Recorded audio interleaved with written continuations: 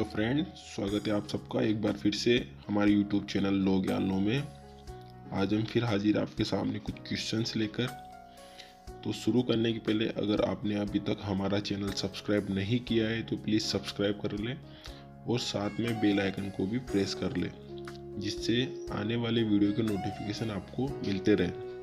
तो चलिए आज की क्विज शुरू करें। पहला question, a patient is admitted with gout.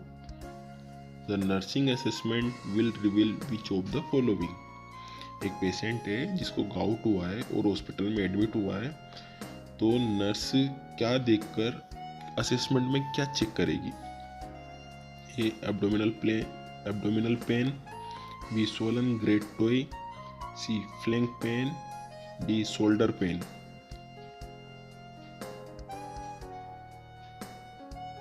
Answer is B swollen great toe। Gout arthritis का एक रूप है जो ब्लड स्ट्रीम में अधिक यूरिक एसिड के कारण होता है। गाउट के लक्षण जॉइंट में यूरिक एसिड क्रिस्टल के फॉर्मेशन और शरीर के रेस्पॉन्स के कारण होते हैं। Gout most classically affect the joints in the base of the big टोए।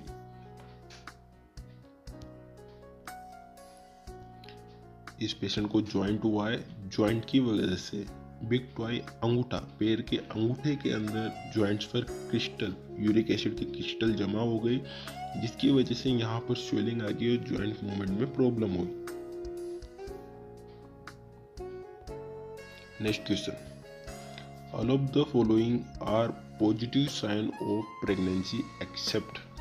एक को छोड़कर सभी पॉजिटिव साइन है प्रेगनेंसी के। एक कौन सा नहीं? A nausea and vomiting, B foetal heart sound, C movements of foetus, D amenorrhoea.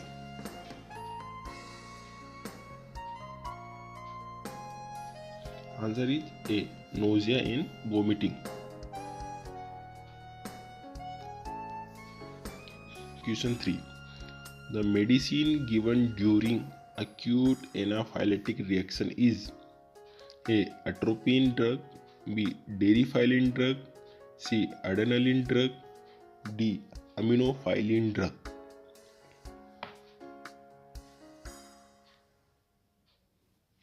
Answer is C adrenaline drug। Next question, which of the following is not a saturated fatty acid। निम्न से कौन सा saturated fatty acid नहीं है? A oleic acid, B palmic acid, C lauric acid, D stearic acid.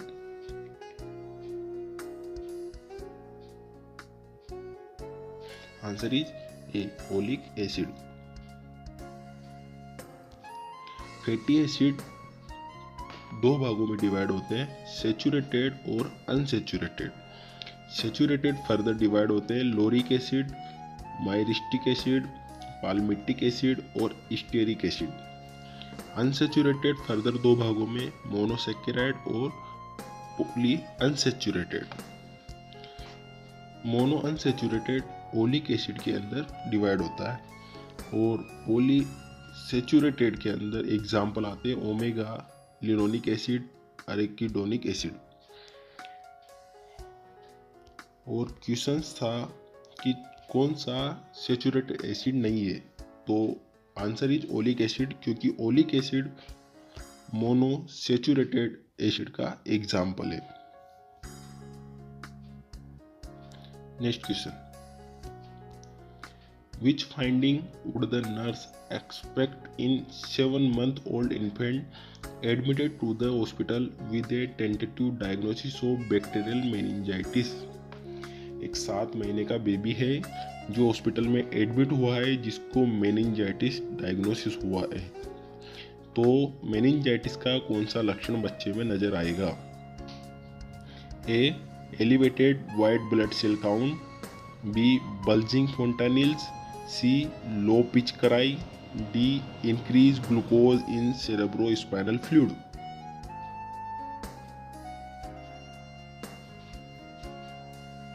Answer is B bulging फोंटानिल।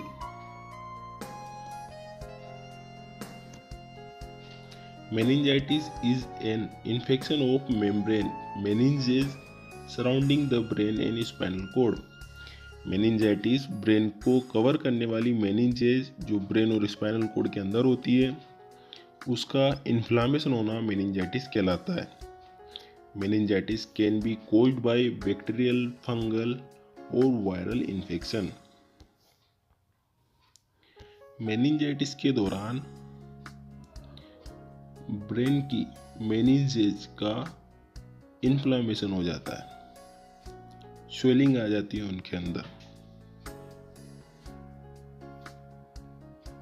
Next question, the nurse recognised that the most appropriate treatment for patient with tumour lysis syndrome is.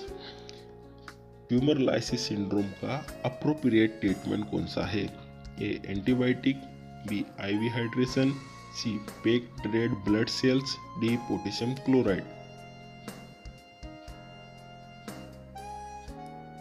Answer is IV hydration. Tumour lysis syndrome metabolic abnormality का एक समूह है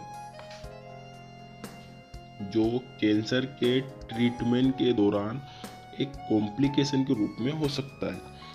tumour lysis syndrome cancer के treatment के दौरान एक प्रकार का कॉम्प्लिकेशन है। जब ट्रीटमेंट द्वारा एक ही समय में बड़ी मात्रा में ट्यूमर सेल्स को मार दिया जाता है तो उनके कंटेंट को ब्लड स्ट्रीम में छोड़ दिया जाता है, जिसकी वजह से ट्यूमर लाइसिस सिंड्रोम होता है। किसी पेशेंट में कैंसर के ट्रीटमेंट के लिए कैंसर सेल को जब मारा जाता है तो उनका ब्रेकडाउन, कैंसर सेल, टूटी हुई कैंसर सेल्स के पार्टिकल्स ब्लड स्ट्रीम में आ जाते हैं।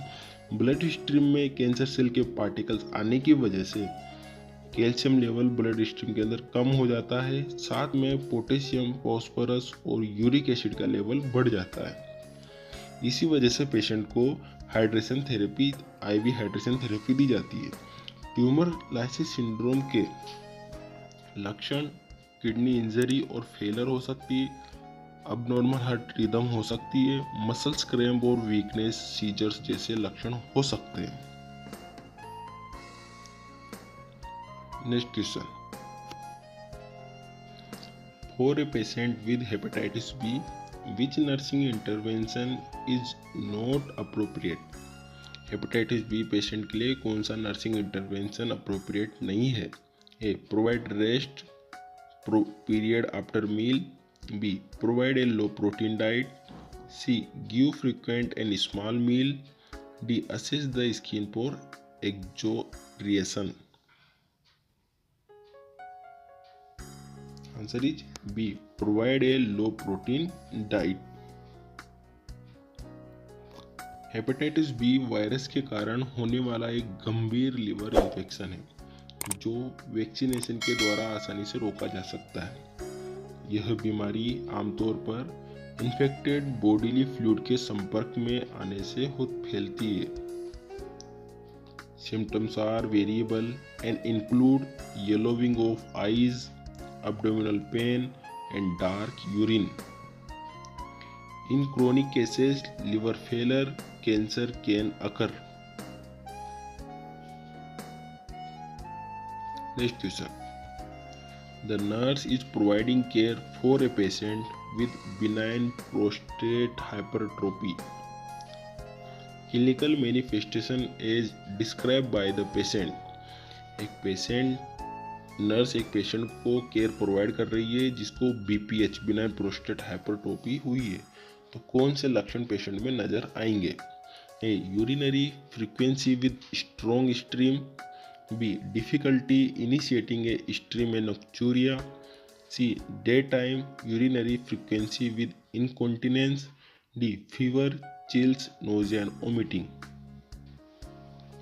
Patient BPH, benign prostate hypertrophy. Answer is B. Difficulty initiating a stream and nocturia. Next question.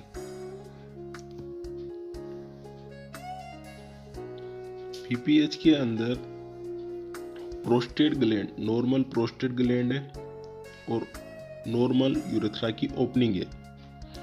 लेकिन बीपीएच के अंदर प्रोस्टेट ग्लैंड इनलार्ज हो जाती है, हाइपरट्रोफी हो जाती है, जिसकी वजह से यूरेथ्रा सकरा हो जाता है और यूरिन पास नहीं हो पाता।